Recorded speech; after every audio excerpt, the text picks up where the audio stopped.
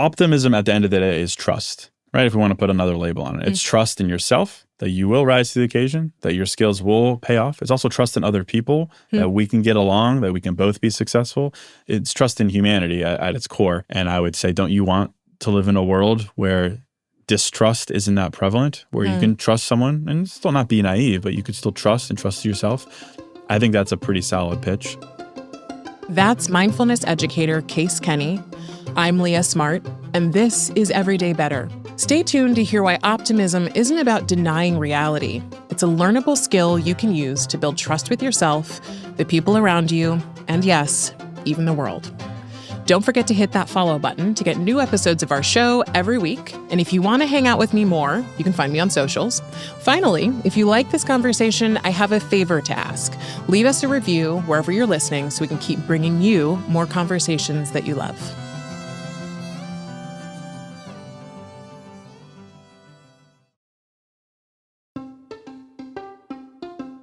Hey everyone, from LinkedIn News, this is Everyday Better, a show about the tools you need to create positive change in your mindset, your work, and every other area of your life. I'm Leah Smart, LinkedIn senior editor and a certified professional coach, and I help people become better versions of themselves one day at a time. And every week, I sit down with a trusted voice, so together we can explore how to take small steps toward big changes, the kind we plan for, strive toward, or never saw coming. So today, we're going to talk about optimism. Now, since you're here with me, I bet you're either an optimist or you want to have more optimism. I don't think we have any optimism naysayers, but if you're here, all are welcome. Now, here's what I want you to come away with today. A new and more helpful definition of optimism that encompasses all of the things we're experiencing, and a sense of the fact that you and we can do hard things. Now, I think optimism gets a bad rap. To realists, it can look like naivety or worse, like toxic positivity. And when the world feels especially dark and chaotic, clinging to optimism might seem like completely ignoring the reality. But what if optimism is not about burying your head in the sand or pretending everything's okay? What if instead it's actually a skill, meaning it can be learned, it can be developed, and perhaps even measured? And it's a skill that's grounded in real evidence that uses your history and our collective history to show that we've gotten through hard times before, that you and I are more capable than we might think, and that people in your life can be counted on. Yes, things can be difficult, and you can hold out hope that they'll improve. And that is how today's guest, Case Kenny, thinks about it. Case is a mindfulness educator known for his viral affirmations, guided journal, and live workshops. And as an author and podcast host, Case teaches people to shift their self-talk, challenge their doubts, and create mindsets rooted in optimism rather than fear. You and I probably didn't learn as kids just how much we can proactively shape how we think. That optimism isn't something that we were born with or born without, but something we can practice. I know I certainly was not taught this in school, and yet it might be the most important skill of all if you want to take risks, if you want to evolve or approach life with openness and curiosity instead of hesitation and fear. So today, Case is here to explain what optimism really is and how we can authentically cultivate it in ourselves. He's going to share why our mindsets start with our self-talk and how we can learn to challenge our negative beliefs. Plus, Case is going to share the lessons he's learned as he's made the leap from corporate life to working full-time as an author and mindfulness educator. Here's Case. So I majored in Chinese and Arabic in college in a random twist of fate. And that was like a great experience. And I lived in China and I worked and it was great.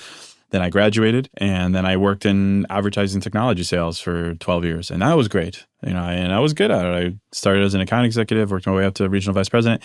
Somewhere along the way, I was like, man, my career is so clear. Like you do these things, you get promoted, you do well, you find fulfillment. It's awesome. It's amazing. But I compared that with who I was as a person, as a human, as a man, as a brother, as a partner, as a friend, as a son.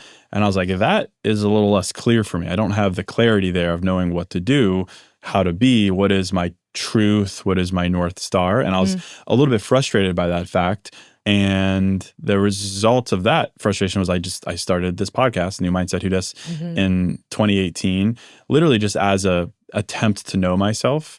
So I would just do the podcast, 15 to 20 minutes myself, take a question, take an anxiety, take a ambition, and just examine it. And really the rest is history, because I realized what I was doing is that's a very practical form of mindfulness, the art of listening to yourself, but then also the art of speaking to yourself. How do I speak to what I feel? And then I did that for a while working my job, which was like really cool. It was this really like parallel reinvention as I worked and as I came into myself. And then with COVID, I just had a lot of time to think. And I was like, I could probably do this thing for a living. So I left the job in 2022 and have been doing this full time ever since. So it's, totally upended my understanding of career paths. And I come from a pretty traditional family. My brother's a doctor. My mom was a lawyer. Now I say I make a living from sharing my feelings. Before we get into what you share your feelings about, some of Whole your bunch kind of stuff. I Whole love bunch all of the stuff. things. I actually do want to just pause, because so many people have this as their dream, their own version of this dream. They're in a job doing work that they aren't necessarily feeling like aligns with who they are inside and outside of work. We all have those moments of like a dream that hits us, and we either decide to move toward it or we don't. You made the decision to actually do this. I want to know what that's like, because I think so many people have romanticized it. We all watch Shark Tank. I mean, I do every night. I do. Side hustles, right? Like everyone wants to talk about how to do the thing you've always dreamed of, and it will change your life. And I want to know what it's really been like for you. It's such a profound question, because we all do. Even now, having the privilege of having left corporate behind to do the passion, I romanticize about what would look like after this. Grass is always greener. Right. The romanticizing will always continue. Certainly so. I am lucky. Like you think about the concept of ikigai, right? The like what you do, we can get paid for, what helps the world, the whole thing. Like I'm so incredibly lucky to have found that thing and to genuinely want to do it. But the reality is the reality. Like, if someone was like, I want to do what Case does, I would say, okay, so you want to wake up every day and you want to write for 4 hours and you want to figure out about how you could tell people about your book and your podcast, and you got to figure out how to make money 6 months from now because you don't get a paycheck. Like the realities of running your own business or being a full-time author, like there is a reality to it that very much so mirrors whatever frustration you have in your corporate career, your 9 to 5, the thing that you're trying to escape. So I think the most practical advice I always give is like side hustle your way and figure it out. Like I did it for a long time. And honestly, I think looking back, I think I might have even jumped a little too soon. I think sticking out a little bit longer would have been maybe the wiser move. Why? That's a hot take. Because I think a lot about it a lot, because the best thing you have in your business and your career is leverage of some kind. That is leverage that you say, I make this decision for this reason, not desperation. I need to take this deal. I need to do this thing. And leverage comes from financial security. You have another job that gives you a 401k and insurance and a paycheck.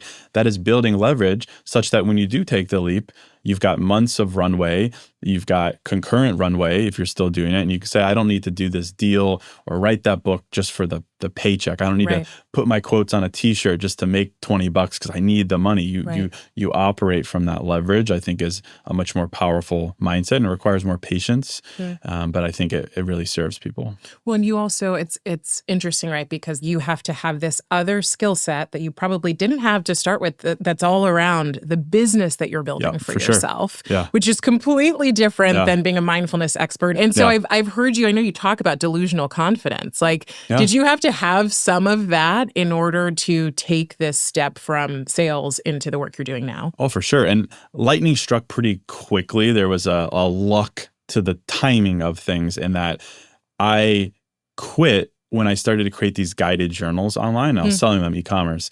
And it was just a lucky moment of timing with where we were at with COVID. And there was just this demand for products that connected people with themselves. And it blew up like within the first 18 months. I won't throw numbers around, but it became a very, very sizable business very, very quickly.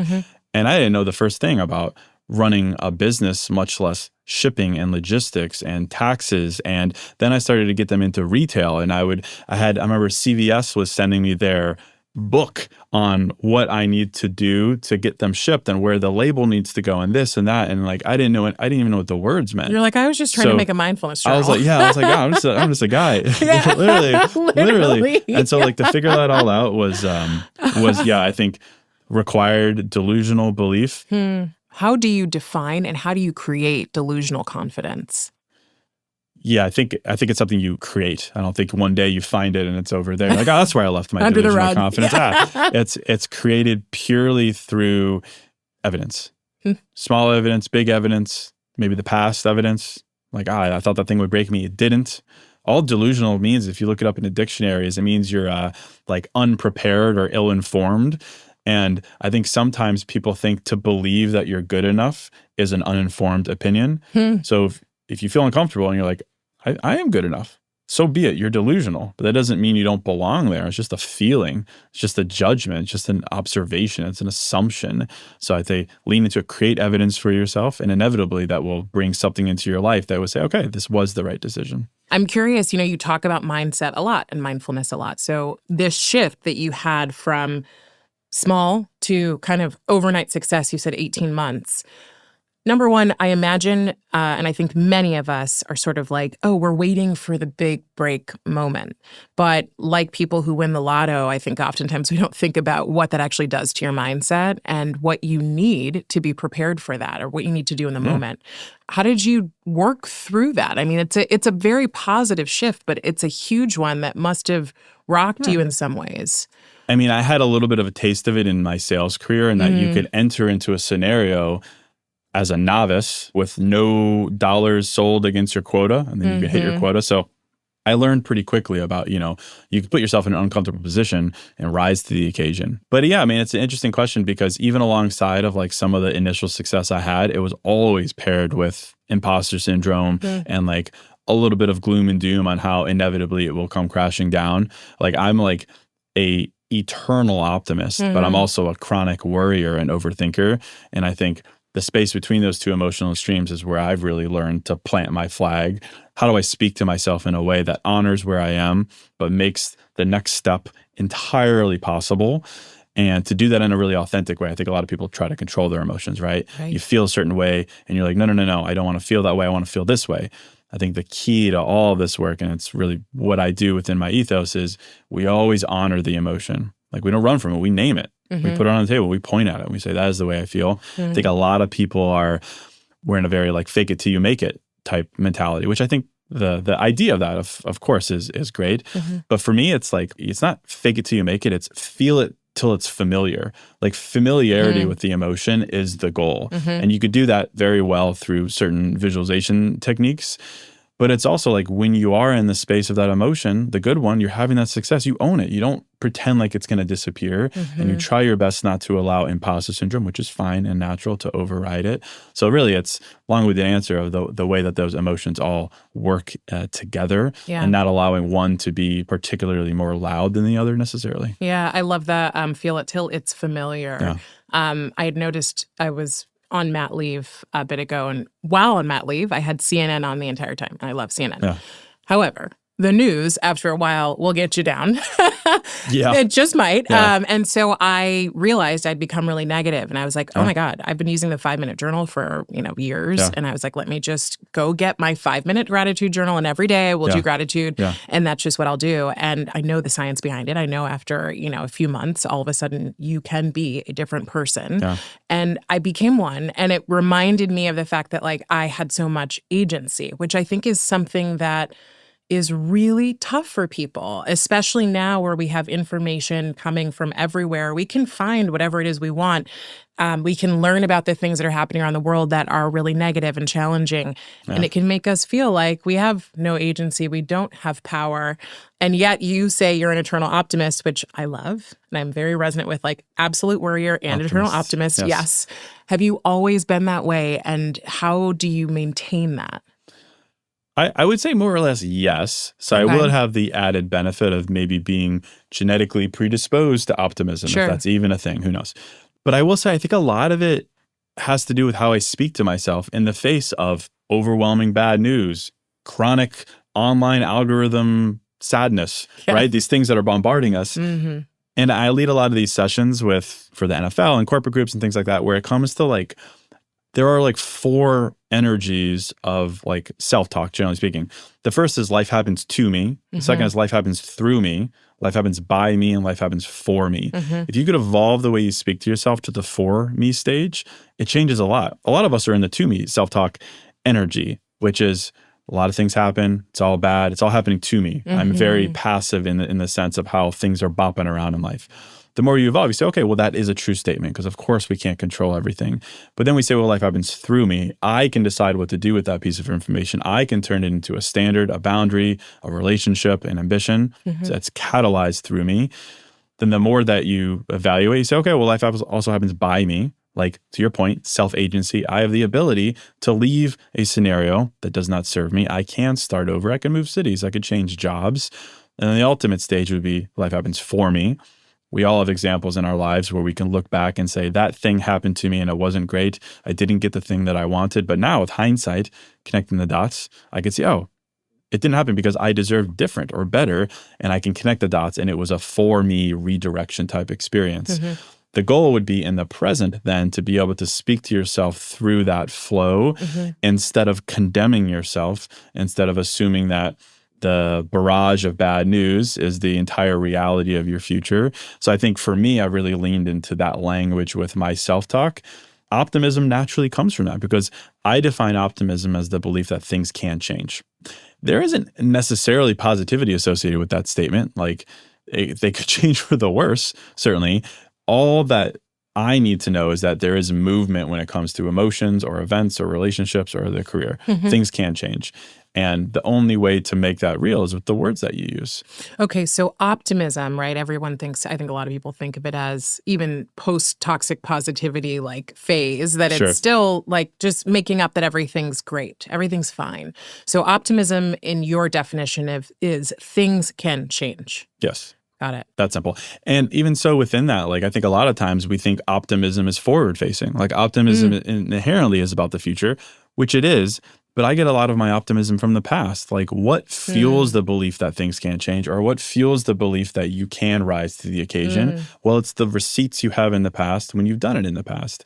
I think optimism is built on a good memory, frankly. It's not built on fantasizing. It's not built on visualizing necessarily. These are great adjacent things. It's built on a strong memory. Your ability to look back and you say, you remember that one time when I thought my life was over when that thing happened and yet here I am? Remember that one time when I thought I was going to bomb that presentation and I didn't? And like you stack those receipts up and you use that to inform future optimism.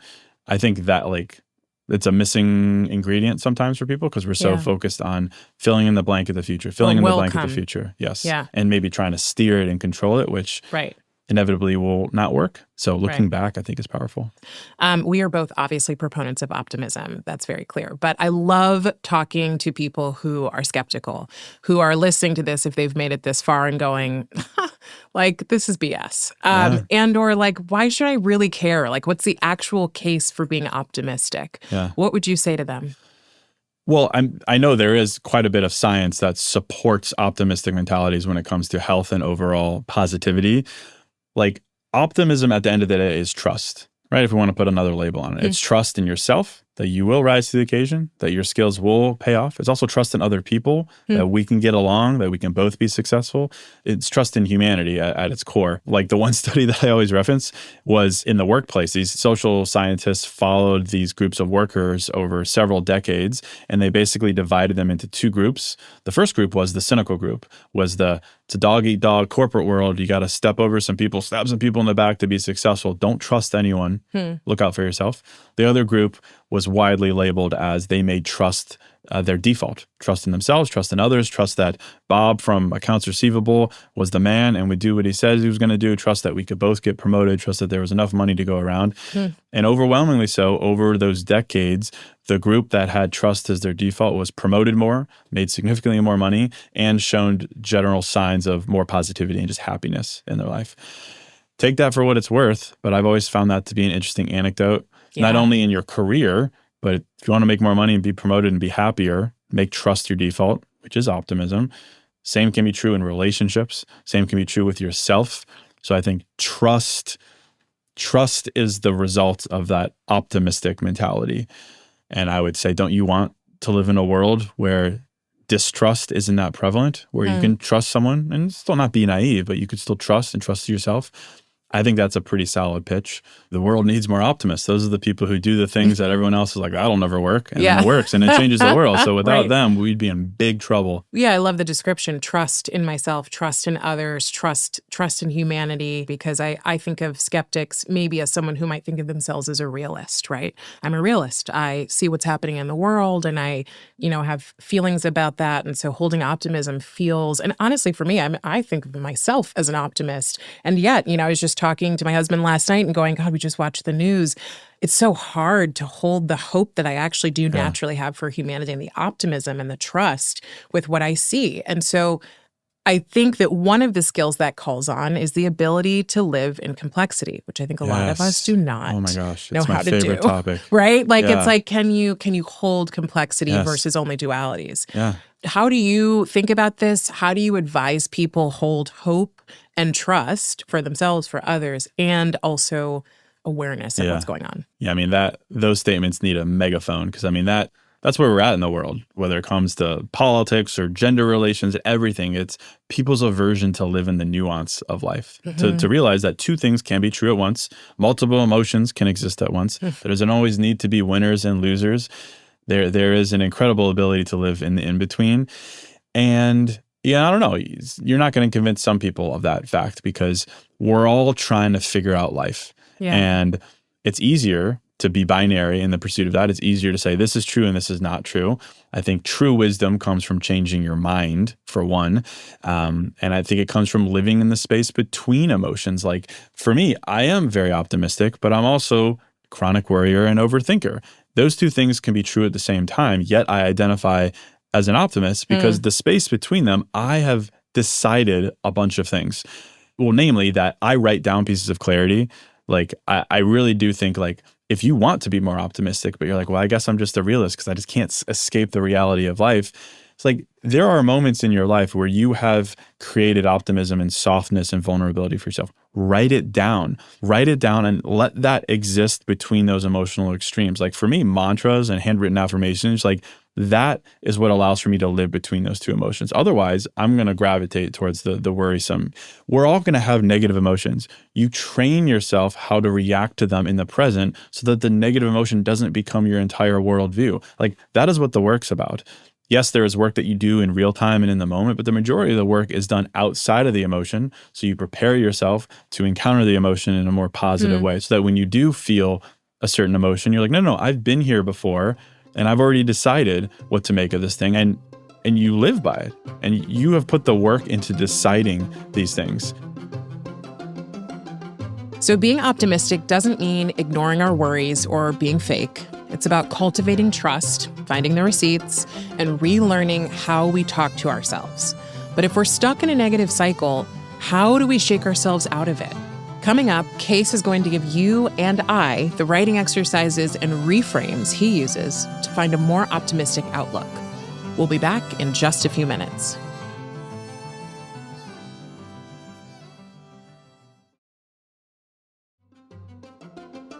And we're back with mindfulness educator Case Kenny. So if we're in a situation then where we're going, I don't like this. I'm, in a job I don't like, or I'm living a place that I don't like, or I'm in a relationship I don't like, whatever it is, not something that we can change maybe immediately. What's a reframe we can use? Is it that is it saying I'm not happy? And then moving into things can change? How do we actually do this on a day-to-day basis? Yeah, well, I think first is naming the emotion you feel. I call it like the difference between forest and tree words. A lot of the times we gravitate towards these forest words. I feel anxious. I feel unlovable. I feel stuck. These like big labels, which are true, of course, but they're like the highest level. How can we define that feeling a little bit more specifically, the tree feeling? Like I remember I led this one session where this one creative director, I basically take people through these prompts. I say, first, I want you just to write down how you feel. No guidance. And she wrote down that she was just burned out at work. And that was her emotion. That was the center of her universe. That was her reaction to everything. I am burned out. And then everything supported that notion. And then the more that we worked through the language, her final output was, it wasn't burned out. It was, she was feeling creatively uninspired. She had all this passion inside of her, and yet she had nowhere to put it. When we do feel a certain negative way, we tend to adopt that as our entire identity and emotion. So like when we do feel burned out, you say, man, am I burned out? I am burned out.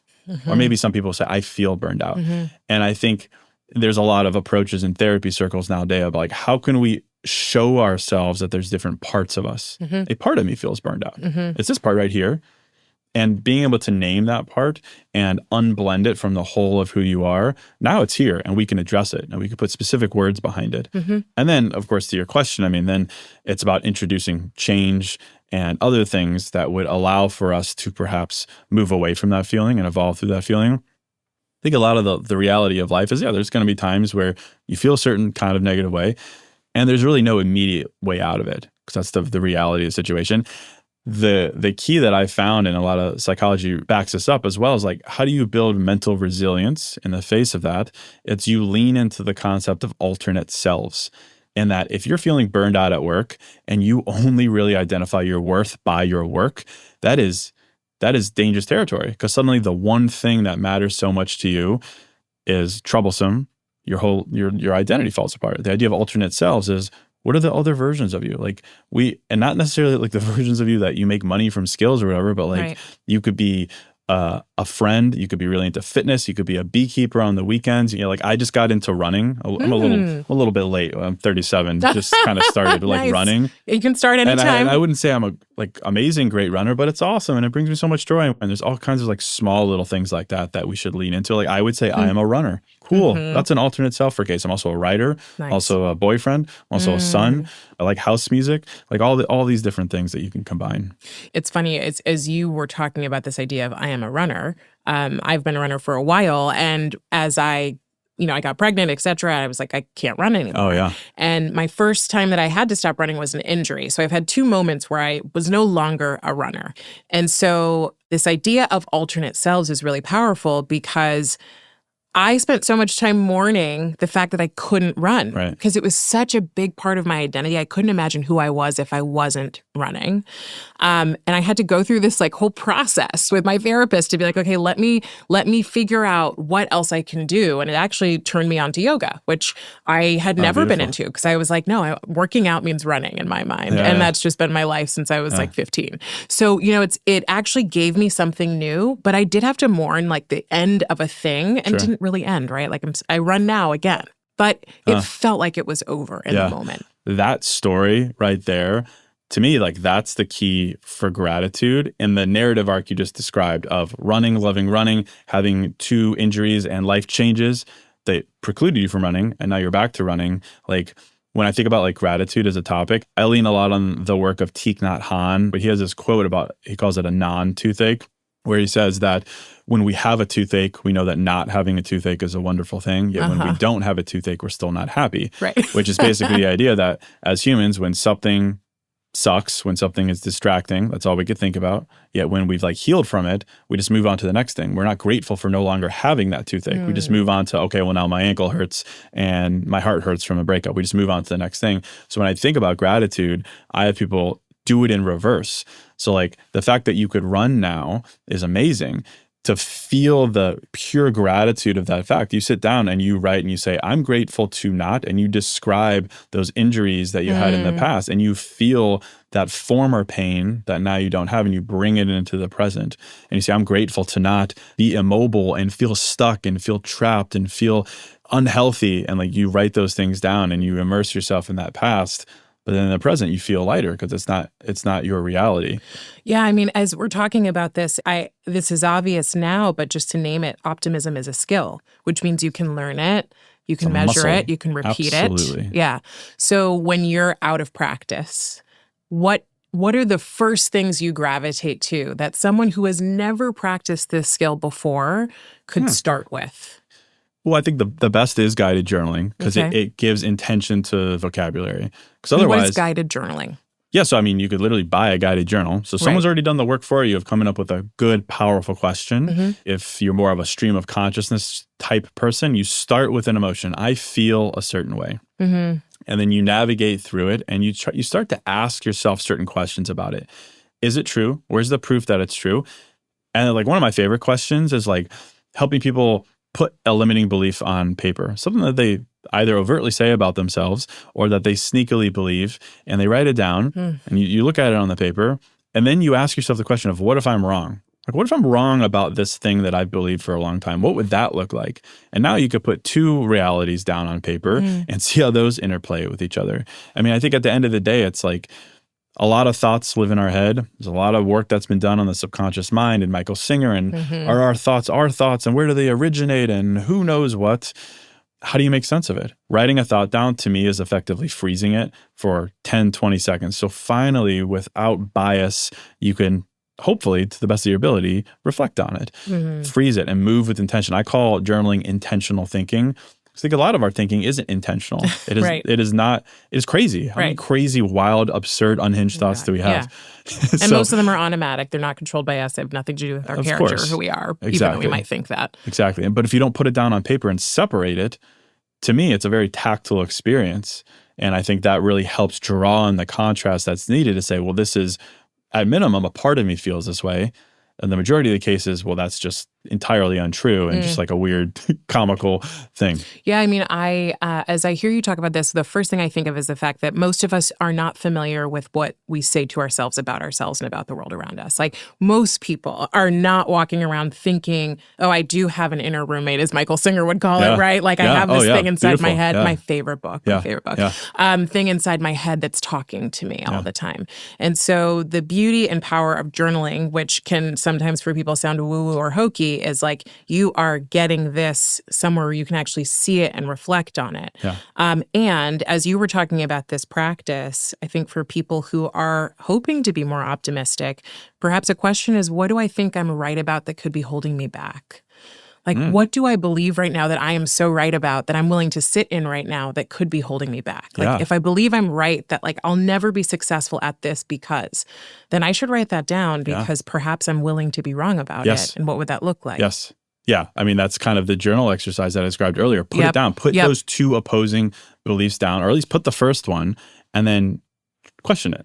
What if I'm wrong about it? I mean, I think that is such, whether it's in the context of like an acute imposter syndrome or a mindset that's holding you back, or it's just within the context of you're older now and it's time to reevaluate some beliefs. I mean, if you're not evaluating like what you believe at a high frequency, inevitably you're living by what you used to believe that's no longer true. Or at the worst case scenario, you're living by something that someone else thinks is true but isn't true for you. So, and that's fine. Right? The whole point of life is to reinvent and to update your beliefs. And I think it requires a little bit of stripping of the ego, because once you've decided that something no longer matters to you, that maybe you put a lot of work into, suddenly you could start labeling it as like a failure, or you're starting over from zero. And like, what was I doing? And I think, they refer to it as an ego death. Like things like that, I think you have to approach with humility, trust, these things that all fuel optimism, but at its core, it's challenging those previous beliefs, making sure they align with your current self, the belief in the future, the trust in the future.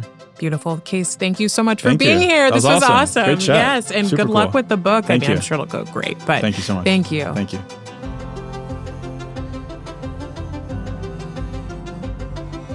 That was Case Kenny, mindfulness educator and author of The Opposite of Settling.